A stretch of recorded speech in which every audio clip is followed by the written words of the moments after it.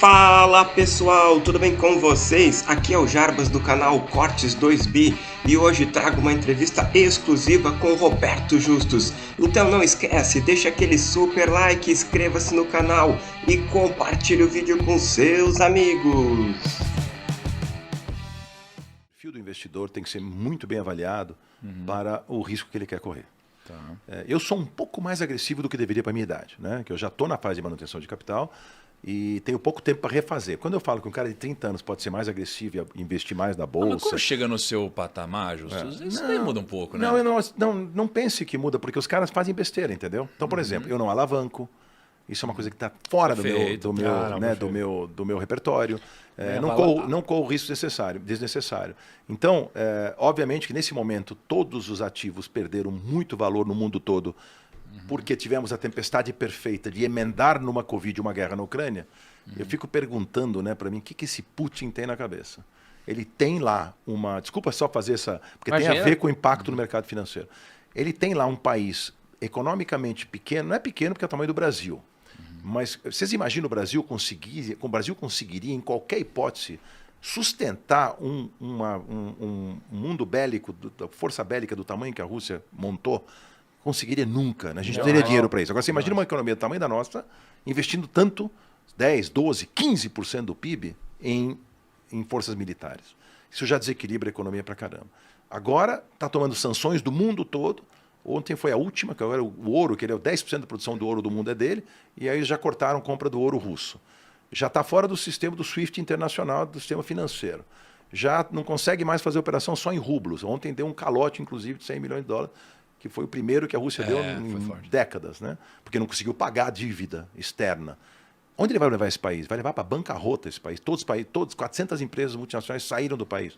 Tanto que o cara montou um McDonald's local lá, porque perderam a rede de McDonald's. Assim, não dá para entender por causa da invasão da Ucrânia. Quer dizer, é surreal quando eu penso nesses gestores, entre aspas, né, tiranos, ditadores, que cometem um erro desse tamanho. E o que ele fez? Ele fez pela primeira vez os Estados Unidos ter uma inflação de 9% ao ano, que nunca acontece. Desde que eu sou empresário, nunca vi. Nunca vi. Você também nunca viu. Em 41 anos é a primeira vez. Nunca teve uma inflação dessa. O juro aumentando no mundo todo, criando, eventualmente, uma recessão que pode vir. Hoje estão dizendo que talvez não venha, porque deu uma esfriada já na economia americana. Isso é bom nesse momento, que aí evita a recessão. A Europa entrando em quase recessão também. Quer dizer, tudo por causa desse louco. Porque nós saímos da Covid, tinha tudo para as economias se recuperarem. O Brasil vinha bem também. Por mais que a gente critique, a gente pode criticar o que a gente quiser, mas o que o Paulo Guedes fez aqui, a economia brasileira, a situação macroeconômica do Brasil estava em ordem, né?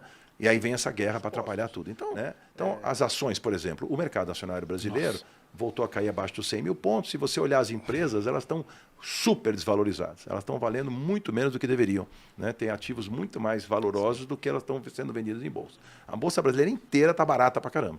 Você periga, a bolsa brasileira inteira não vale um Google, né? Então, é mais muito barato louco. que 2008.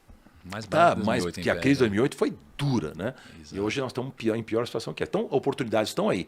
E eu, como investidor, sempre penso assim, como equilibrar as coisas. Então, eu chamo o pessoal, no meu caso, da minha própria empresa, que faz essa gestão para as pessoas, e analiso caso a caso e peço uma sugestão. Por mais que eu me ache investidor profissional, eu peço para os meus CIO, né, que é o Chief Investment Officer nosso, e a equipe dele, uma sugestão de perfil de portfólio, onde a gente tem um equilíbrio. Porque se você tem equilíbrio, nem tudo vai cair ao mesmo tempo. Se eu perdi em algumas posições, perdi também como todos os mortais perderam. Todo mundo perdeu que estava investindo. Mas eu consegui me proteger bem. Então eu estou meio que perto do 0 a 0. Não tô, isso é maravilhoso dentro de um portfólio. 2022 eu estou perdendo lá fora. Eu tenho investimentos fora do Brasil, em grande parte, né?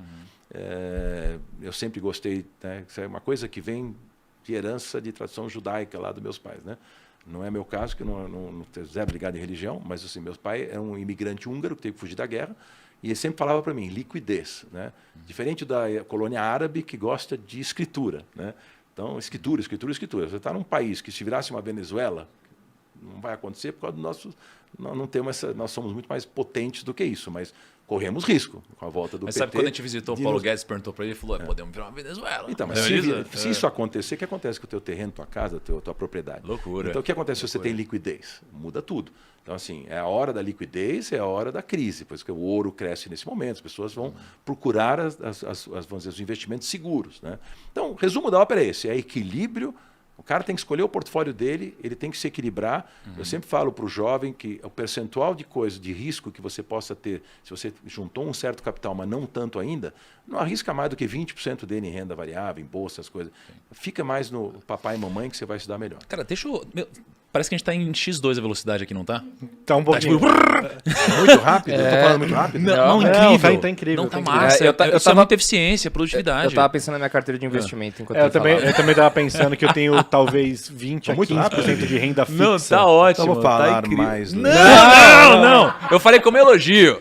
Como elogio. Ninguém nunca conseguiu ser tão eficiente, pensar tão rápido e falar tudo do jeito que você fala. Eu acho que eu tô errado. Olha que tem 10, 15% de renda fixa, então, né? E o resto tá tudo em... Ai, Kaique, não fala sobre isso. 3 fundo imobiliário. Só uma coisa para dizer, durante a crise, Warren Buffett, que é um dos que eu mais admiro no mundo, ele falava assim, meu pior investimento em ações levou 18 anos para voltar, se a empresa é boa. Um dia volta.